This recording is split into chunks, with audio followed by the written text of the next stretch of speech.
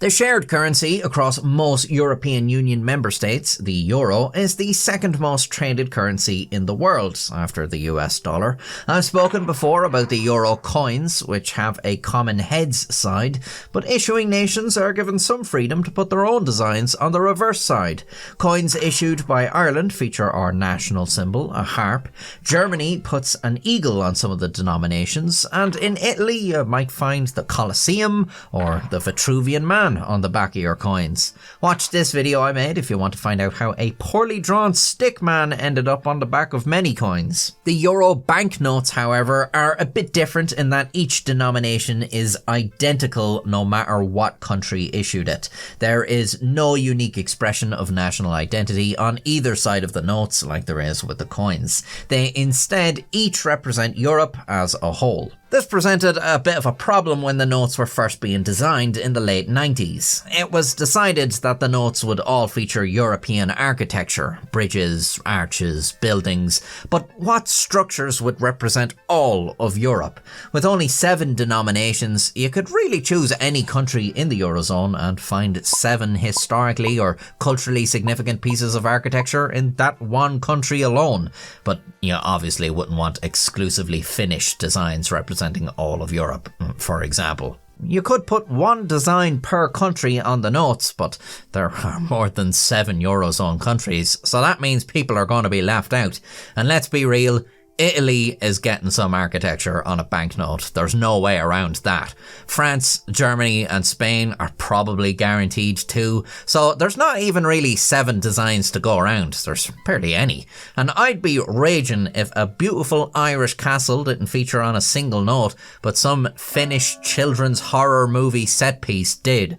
Just picking on Finland to demonstrate that tempers can flare when it comes to this stuff, and innocent bystanders are liable to get hurt. And so the powers that be decided there would be no real buildings on the banknotes. They'd just make up fictional structures in generic historical styles, so that no country specifically was represented on the banknotes.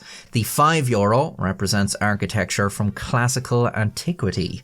The tenner has Romanesque styling from medieval times. €20 is Gothic. €50 sees us entering the Renaissance. €100 is a blend of Baroque and Rococo. €200 brings us to 19th century iron and glass, and €500 is 20th century and beyond modern architecture, which obviously looks horrid, but they stopped making €500 banknotes some years back over money laundering concerns. So the architecture on the banknotes is completely fictitious and doesn't come from any country, although I'm sure Italy were still pleased with themselves, but that might be fair enough. However, there is a wrinkle in this story. You might have noticed that the notes feature exclusively bridges on the reverse side. Despite the fact the European Monetary Institute Council were adamant their banknotes not feature real designs, it turns out you can actually find all these bridges in one single European country. And no, that's not Italy or Finland, thank God. In 2011, in the Netherlands, a new residential development called Het Land in the town of Spijkenisse was in need of bridges to cross the canal that surrounded the neighbourhood. 7 bridges.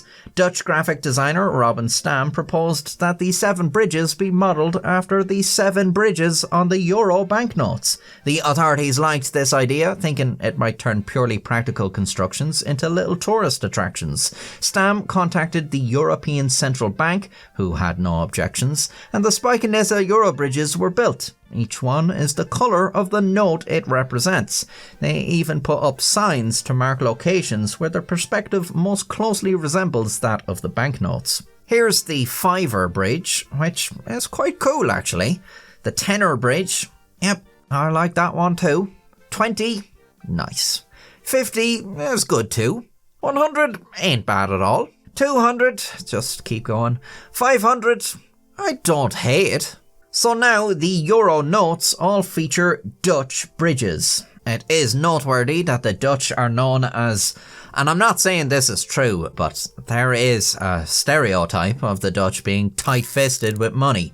You've probably heard the term going Dutch, which means in a group of 2 people or more, each person pays only for themselves. Popular jokes like, how do all Dutch cooking recipes begin? Borrow 4 eggs and a litre of milk. Or, why did IKEA stop opening stores in the Netherlands? They couldn't afford the free pencils anymore. So there is perhaps some comedy behind the Netherlands being the one country to stake their claim on the currency that was meant for everyone. Unfortunately for them, they will soon lose this claim as the European Central Bank is currently deciding on new designs for the euro banknotes, which will feature birds or people. You can vote on these at the moment, which I would strongly advise unless you want corporate Memphis on the notes. Some of these proposed designs are very questionable. Anyways, if you liked this video, why not check out my other videos? There is the Stickman Euro video if you particularly liked learning about money, which has nothing to do with you being Dutch. You can subscribe to see more of my videos in the future and join the channel membership so that I get more euros. Thank you, and until next time, stay safe. The shared currency across most European Union The shared currency across... It is noteworthy that the... I don't know why I'm saying that weird. Please...